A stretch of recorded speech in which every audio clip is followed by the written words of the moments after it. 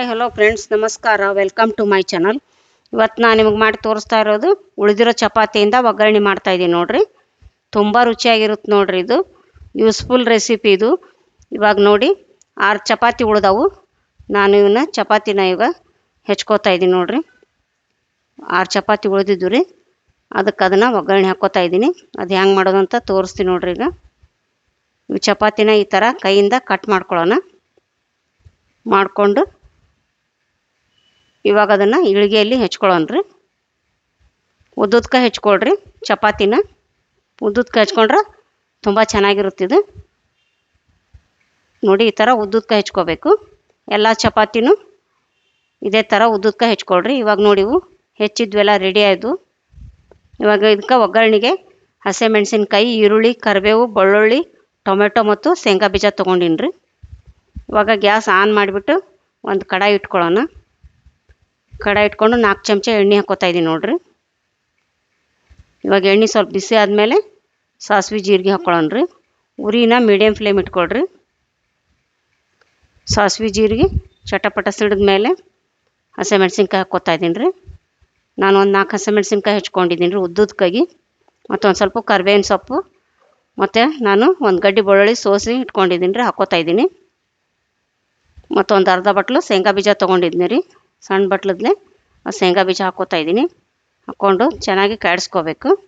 ಆಮೇಲೆ ನಾ ಈರುಳ್ಳಿನ 4 ಈರುಳ್ಳಿ ತೊಗೊಂಡಿನಿ ನೋಡಿರಿ. ಮೀಡಿಯಮ್ ಸೈಜ್ ಈರುಳ್ಳಿನ 4 ಈರುಳ್ಳಿ ಹೆಚ್ಚಿದ್ದೀನಿ.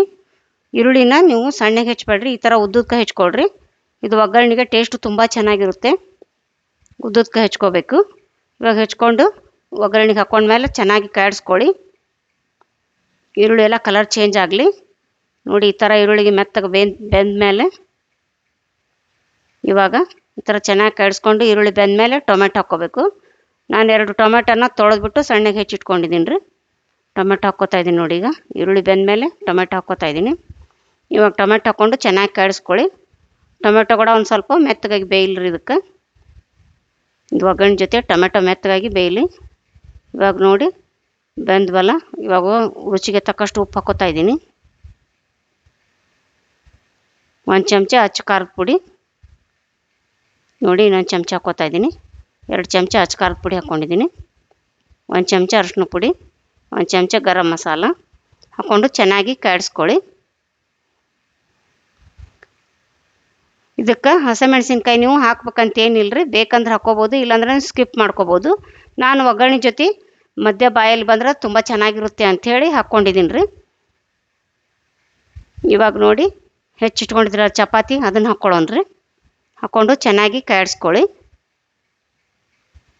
ಈ ಥರ ಚೆನ್ನಾಗಿ ಕಾಡಿಸ್ಕೋಬೇಕು. ಒಗ್ಗರಣೆ ಜೊತೆ ಎಲ್ಲ ಚಪಾತಿ ಮಿಕ್ಸ್ ಆಗಬೇಕಲ್ಲ. ತುಂಬ ರುಚಿಯಾಗಿರುತ್ತೆ ನೋಡಿರಿ ಇದು ಚಪಾತಿ ಒಗ್ಗರಣೆ. ಉಳ್ದಾಗ ನೀವು ಚಪಾತಿ ಈ ಥರ ಒಗ್ಗರಣೆ ಮಾಡ್ಕೊಂಡು ತಿನ್ನಿರಿ.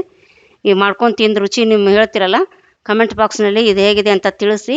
ಮತ್ತು ನೀವು ಈ ಥರ ಈ ಚಪಾತಿ ಒಗ್ಗರಣೆ ಮಾಡ್ಕೊಂಡು ತಿಂದಿರ್ತೀರಲ್ರಿ, ಈ ರುಚಿ ನಿಮ್ಗೆ ಗೊತ್ತಾದಮೇಲೆ ನೀವು ಚಪಾತಿ ಇನ್ನೊಂದು ಸಲ ಮಾಡಿರ್ತಾರಲ್ರಿ, ಮುದ್ದಾಮ್ ಬೇಕಂತ ಚಪಾತಿ ಉಳಿಸ್ಬಿಟ್ಟು ಇದು ಒಗ್ಗರಣೆ ಮಾಡ್ಕೊಂಡು ತಿಂತೀರಿ ನೋಡಿರಿ. ಅಷ್ಟು ರುಚಿಯಾಗಿರುತ್ತೆ ಇದು ಚಪಾತಿ ಒಗ್ಗರಣೆ.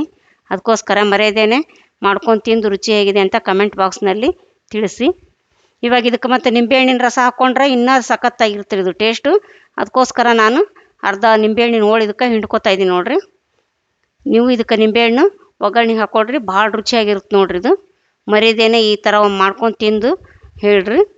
ಇವಾಗ ಇದು ಒಗ್ಗರಣೆ ರೆಡಿ ಐತಲ್ರಿ. ಇದು ಈಗ ಸರ್ವ್ ಮಾಡ್ತಾ ಇದ್ದೀನಿ ರೀ ತಟ್ಟೆಗೆ. ಇದು ಸವಿಯಲು ಸಿದ್ಧ.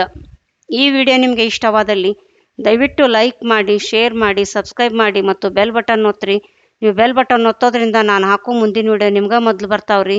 ಧನ್ಯವಾದಗಳು.